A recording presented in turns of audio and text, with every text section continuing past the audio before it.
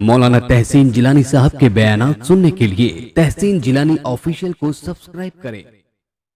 ماشاءاللہ اللہ تعالیٰ کے فضل و کرم سے آج 4 روزے ہو گئے ہیں۔ آج چوتھا روزہ ہے اور دن بھی آج جمعہ کا ہے۔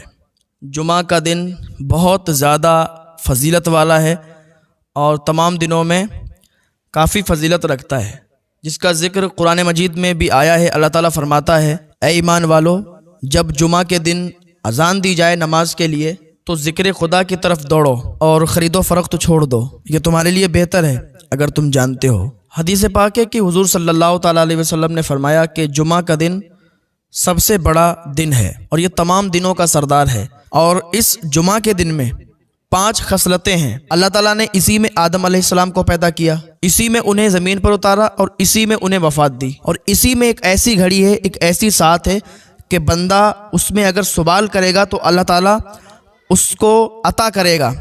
جب بھی بندہ کوئی نیک دعا مانگے گا تو اللہ تعالیٰ اس کی دعا کو پورا فرمائے گا، اور اسی دن میں قیامت قائم ہوگی، قیامت آئے گی۔ دیکھو، میں وہ گھڑی بتا دوں، اس کا زیادہ انتظار نہیں کرواؤں گا آپ کو، کیونکہ پھر ذہن کنفیوز ہو جاتا ہے۔ میں وہ گھڑی بتا دوں کہ جس گھڑی میں اللہ تعالیٰ جمعہ کے دن دعائیں مقبول کرتا ہے، دعائیں قبول فرماتا ہے۔ تو جمعہ کے دن اللہ نے یہ فضیلت بخشی ہے جمعہ کو کہ جمعہ کے دن ایک ایسی گھڑی ہے، اور وہ گھڑی کون سی ہے پتہ ہے؟ جب امام خطبے کے لیے کھڑا ہوتا ہے، خطبہ پڑھتا ہے، خطبہ کے بعد جب بیٹھتا ہے، پہلا خطبہ پڑھ کے جب بیٹھتا ہے، تب جو بندہ دعا اللہ کی بارگاہ میں مانگتا ہے، اور اللہ کی بارگاہ میں جو بھی نیک دعائیں مانگی جائیں گی، اللہ تعالیٰ اس ٹائم دعائیں قبول فرماتا ہے۔ اور جمعے کے دن کثرت سے درود شریف پڑھنا چاہیے۔ حضور صلی اللہ تعالیٰ علیہ وسلم خوش ہوتے ہیں کہ جو شخص حضور پر درود شریف بھیجتا ہے، پڑھتا ہے، تو حضور خود اپنے کانوں سے سماعت فرماتے ہیں۔ حضرت سیدنا ابو ہریرہ رضی اللہ تعالیٰ عنہ سے مروی ہے، وہ کہتے ہیں کہ حضور صلی اللہ تعالیٰ علیہ وسلم نے فرمایا کہ جو شخص جمعہ کے دن فجر کی نماز پڑھے اور فجر کی نماز پڑھنے کے بعد وہ سورج طلوع ہونے تک بیٹھا رہے، اللہ کا ذکر کرتا رہے، اللہ تعالیٰ اپنے کرم سے اسے 70 درجے بہشت میں، جنت میں عطا فرمائے گا، اور ہر درجے کی اتنی مسافت ہوگی کہ جتنا کہ تیز رفتار گھوڑے کی دوڑ ہوتی ہے، اور وہ 70 سال تک دوڑتا رہے۔ اگر کوئی شخص جمعہ کی نماز جماعت کے ساتھ پڑھے تو اسے جنت میں 50 درجے عطا کیے جائیں گے، اور ہر درجے کا فاصلہ اتنا ہوگا کہ ایک تیز رفتار گھوڑا 50 سال تک دوڑتا رہے۔ اور جو کوئی عصر کی نماز جماعت کے ساتھ پڑھتا ہے تو وہ ایسا ہی ہوتا ہے کہ جیسے حضرت اسماعیل علیہ السلام کی اولاد میں سے اس نے 8 غلاموں کو آزاد کیا۔ اگر کوئی شخص مغرب کی نماز جماعت کے ساتھ ادا کرتا ہے جمعے والے دن، تو گویا کہ وہ ایک مقبول حج اور مقبول عمرہ ادا کرتا ہے۔ سیدنا حضرت عبداللہ بن عباس رضی اللہ تعالیٰ عنہما سے مروی ہے، وہ کہتے ہیں کہ حضور صلی اللہ تعالیٰ علیہ وسلم نے فرمایا کہ جو شخص جمعہ کے دن ظہر اور عصر کے درمیان 2 رکعت نماز نفل ادا کرے، پہلی رکعت میں الحمد شریف 1 مرتبہ اور آیت الکرسی 1 مرتبہ اور قل اعوذ برب الفلق 25 مرتبہ پڑھے، اور دوسری رکعت میں سورہ فاتحہ 1 مرتبہ اور قل هو اللہ احد 1 مرتبہ اور قل اعوذ برب الفلق 20 مرتبہ پڑھے، اور سلام پھیرنے کے بعد 50 مرتبہ لا حول ولا قوت الا باللہ العلی العظیم پڑھے۔ تو یہ شخص مرنے سے پہلے ہی اپنے خواب میں اپنے پروردگار کی زیارت کا شرف حاصل کرے گا، اور یہ بھی دیکھ لے گا کہ بہشت میں میری جگہ کہاں ہے، اور یہ غنیۃ الطالبین کے اندر موجود ہے، جلد 2 صفحہ نمبر 141 پہ۔ اور کتابوں میں جمعہ کے دن کی بہت سی فضیلت آئی ہے، یہ میں اس لیے بیان کر رہا ہوں کہ آج جمعہ کا دن ہے اور جمعہ کی بہت فضیلت آئی ہے۔ اور علماء لکھتے ہیں کہ جمعہ کے دن 7 انبیاء کرام اور اولیاء کرام نے نکاح کیے تھے۔ سیدنا حضرت آدم علیہ السلام اور حضرت حوا نے، حضرت یوسف علیہ السلام اور حضرت زلیخا نے، حضرت موسیٰ علیہ السلام اور حضرت صفورہ نے، حضور صلی اللہ تعالیٰ علیہ وسلم نے، حضرت خدیجہ نے، اور حضور صلی اللہ تعالیٰ علیہ وسلم اور حضرت اماں عائشہ صدیقہ رضی اللہ تعالیٰ عنہ نے، اور حضرت علی رضی اللہ تعالیٰ عنہ اور حضرت فاطمہ نے۔ اب آئیے پہلے کی طرف، حضرت آدم علیہ السلام جمعہ کے دن جنت میں داخل ہوئے، تو اس کا جو معاملہ تھا، جو قصہ تھا، وہ یہ تھا، حضرت آدم علیہ السلام کے پاس جنت میں ہر چیز موجود تھی، لیکن اپنا ہم جنس نہیں تھا۔ تو ایک دن حضرت آدم علیہ السلام کی آنکھ لگ گئی، حضرت آدم علیہ السلام سو گئے۔ اللہ نے حکم دیا حضرت جبریل علیہ السلام کو کہ جبریل آدم کی بائیں پسلی کو اس طریقے سے الگ کرو کہ آدم کو تکلیف نہ ہو، درد نہ ہو۔ حضرت آدم علیہ السلام کی بائیں پسلی کو حضرت جبریل علیہ السلام نے الگ کیا، جدا کیا، تو اللہ پاک نے پھر حضرت حوا کو پیدا کیا. پھر حضرت حوا کو ہر قسم کا حسن و جمال ملاحت عطا فرمائی. پھر حضرت حوا رضی اللہ تعالیٰ عنہ کو 70 جنتی کپڑے پہنا کر اور سونے کی کرسی پر بٹھایا. ادھر حضرت آدم علیہ السلام کی آنکھ کھلی تو حضرت حوا کو دیکھا، کہا تو کون ہے اور کس لیے ہے؟ تو حضرت حوا نے کہا کہ میں تیرے لیے ہوں، مجھے اللہ تعالیٰ نے تیرے لیے پیدا فرمایا ہے. تو حضرت آدم علیہ السلام نے کہا میرے پاس آؤ. تو حضرت حوا نے کہا کہ تم خود میرے پاس آؤ.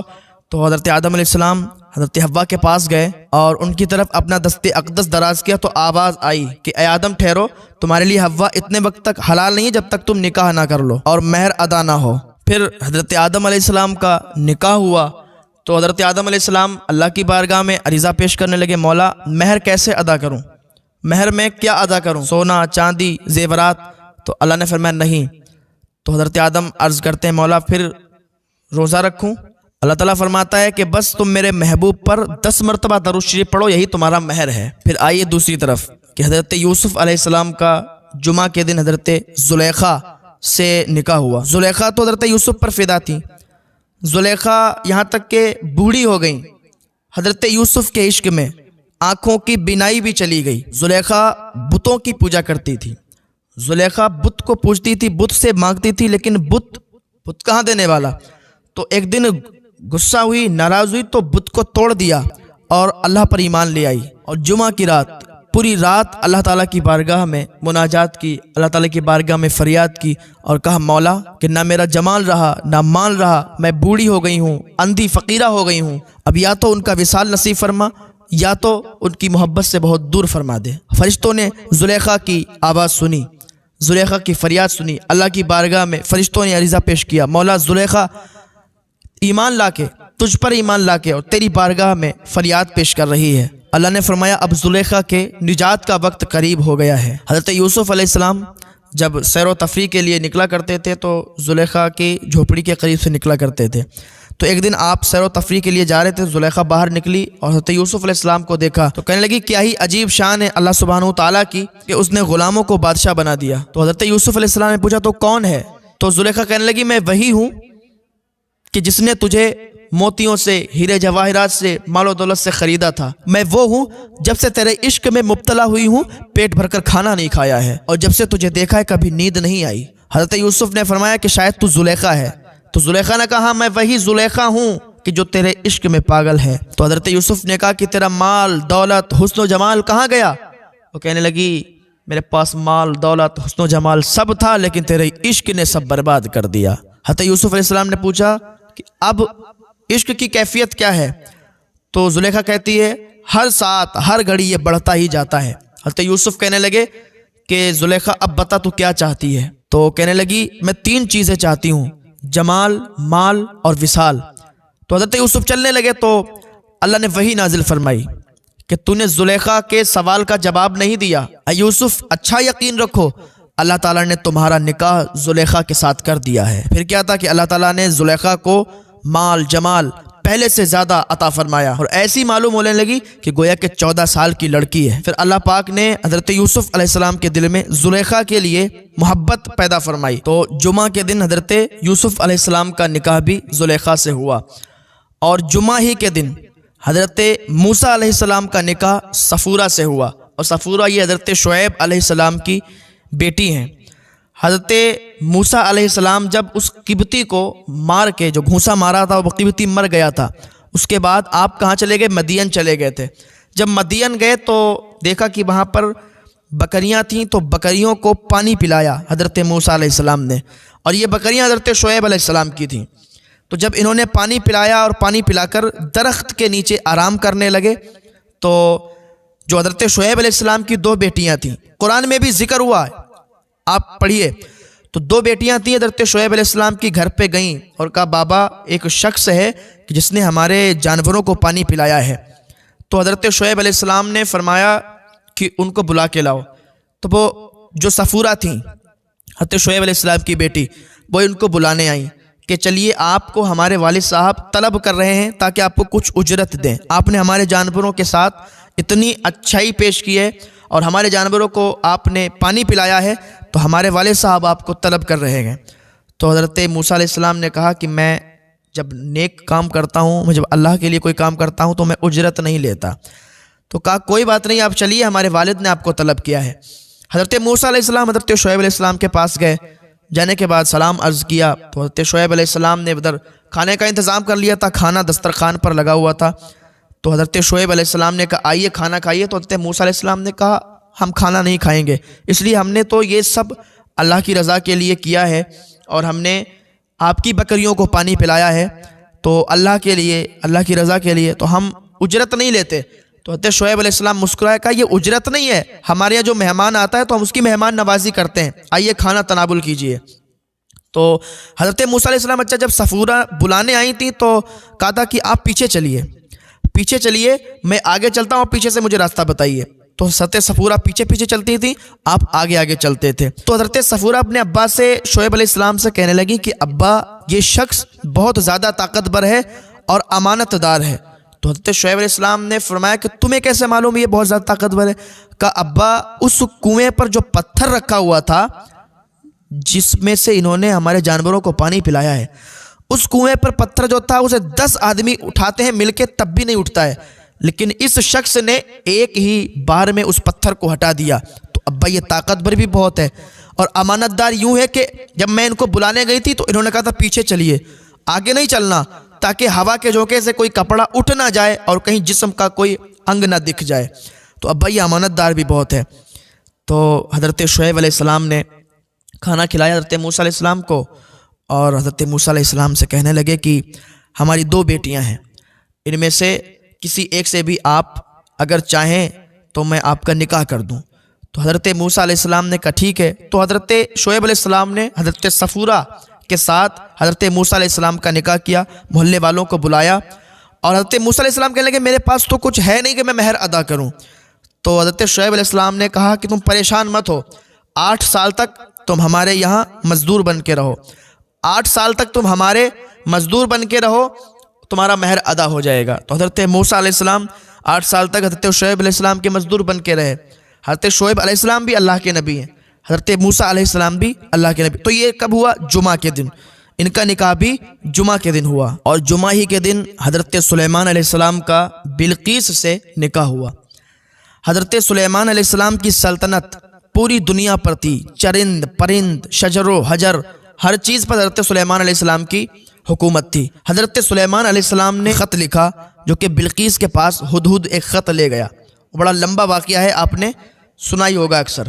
تو ہدہد نے جب خط دیا تو جو بلقیس تھی اس کے جو لوگ تھے انہوں نے کہا آپ حکم فرمائیں کہ کرنا کیا ہے، ان سے جنگ کرنا ہے یا کیا کرنا ہے؟ تو بلقیس نے کہا کہ ابھی ہم ایسا کرتے ہیں، جنگ اگر کریں گے تو پھر بہت زیادہ معاملہ خراب ہو جائے گا، اور مجھے لگتا ہے کہ وہ اللہ کے نبی ہیں، اگر وہ اللہ کے نبی ہیں تب ہمارے لیے جنگ کرنا صحیح نہیں ہے، اگر وہ بادشاہ ہے ایسے ہی تو ہم جنگ کا سوچیں گے، لیکن پہلے کیا کرتے ہیں آپ لوگ جاؤ اچھے طریقے سے ان کو ہدیہ پیش کرو، اگر وہ اللہ کا نبی ہے تو ہدیہ قبول نہیں کرے گا۔ تو بلقیس نے اپنے تمام لوگوں کے ساتھ، کئی 100 لوگوں کے ساتھ، اور وہ اچھے سواریوں پر ان لوگوں کو بھیجا بہت سا مال و دولت دے کر۔ تو حضرت سلیمان علیہ السلام کو جب معلوم چلا کہ وہ ہم کو مال و دولت دینے کے لیے اس نے بھیجا ہے، تو حضرت سلیمان علیہ السلام کے پاس جب وہ لشکر آیا تو حضرت سلیمان علیہ السلام نے فرمایا کہ ہمیں مال اور دولت کی کمی نہیں ہے، ہمارے پاس اللہ کے کرم سے، اللہ کے فضل و کرم سے بہت مال و دولت ہے، اور ہم اس کو قبول نہیں کریں گے۔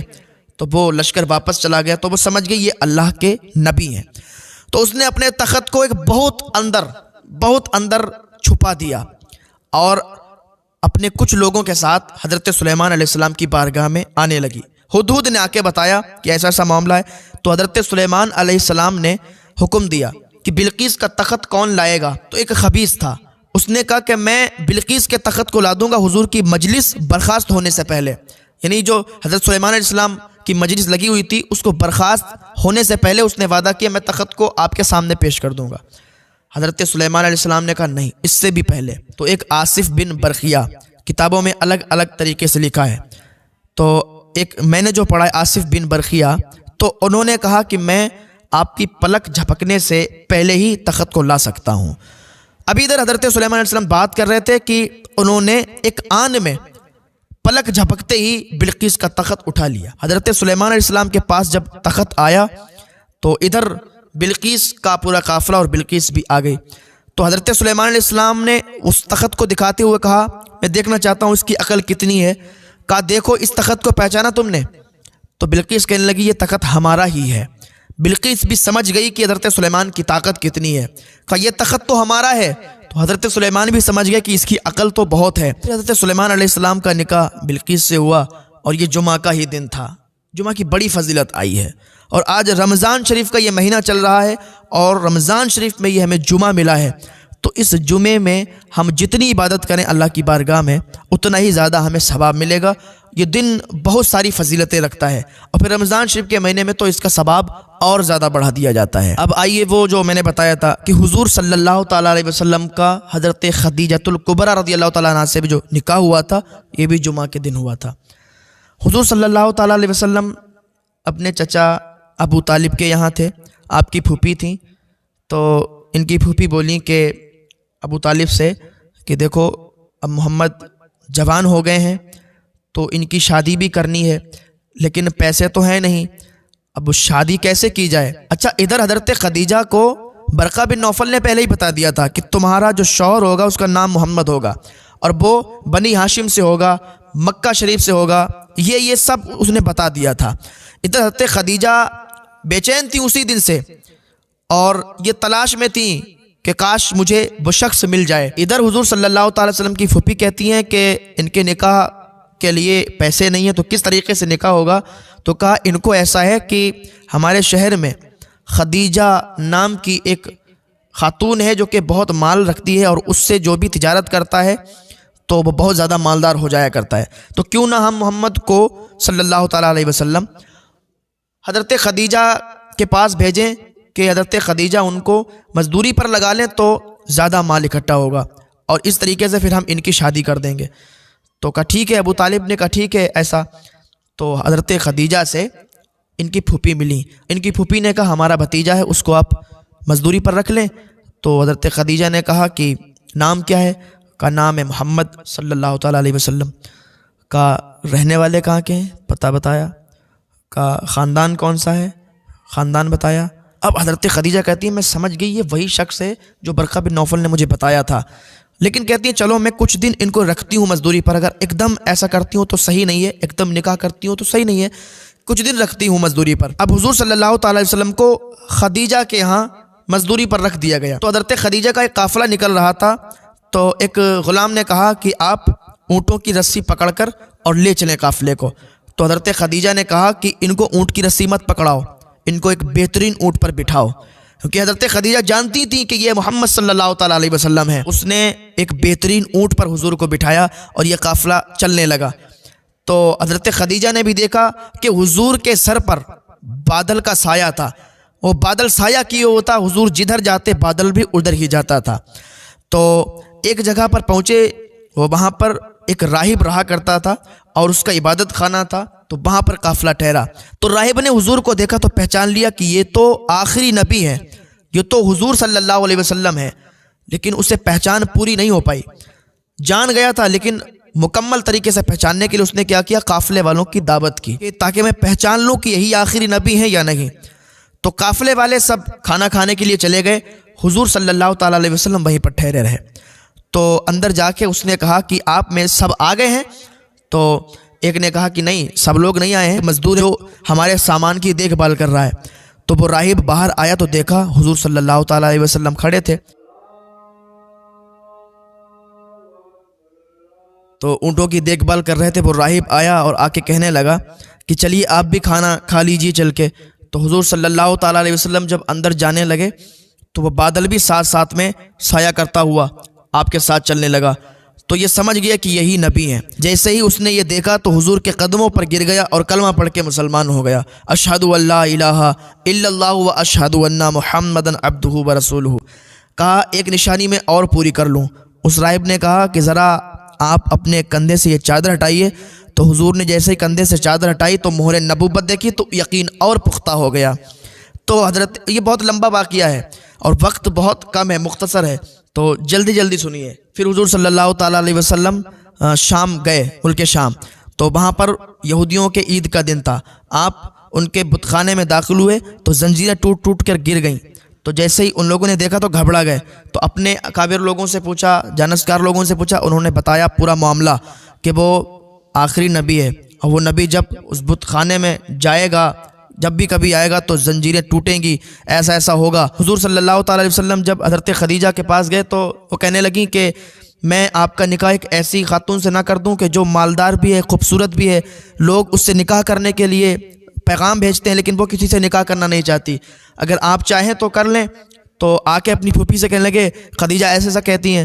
تو ان کی پھوپھی جو ہے کہنے لگیں, مسکرائیں, ہنسنے لگیں, کہنے لگیں یہ تو ایک مذاق کر دیا انہوں نے, ہمارے بھتیجے کے ساتھ ایسا کیسے ہو سکتا ہے, کتنی مالدار ہے اور خوبصورت ہے, ایسا ویسا. تو آ کے حضرت خدیجہ سے کہنے لگیں کہ آپ ایسا کیسے کہہ سکتی ہیں. تو حضرت خدیجہ نے کہا کہ میں نے سچ کہا ہے اور میں نے اپنے لیے ہی کہا ہے, میں ان سے نکاح کرنا چاہتی ہوں. تو ان کی پھوپھی نے کہا یہ تو بہت اچھی بات ہے. تو پھر حضرت خدیجہ رضی اللہ تعالیٰ عنہ کا نکاح حضور کے ساتھ ہوا, وہ بھی جمعہ کے دن ہوا. پھر جب حضرت خدیجہ کا انتقال ہو گیا,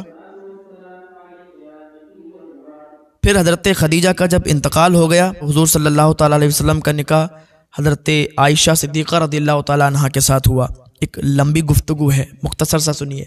اس کے بعد جمعہ کے ہی دن یہ بھی معاملہ ہوا, اور جمعہ ہی کے دن حضور صلی اللہ تعالیٰ علیہ وسلم کی شہزادی حضرت فاطمہ رضی اللہ تعالیٰ عنہ کا نکاح حضرت علی رضی اللہ تعالیٰ عنہ کے ساتھ ہوا.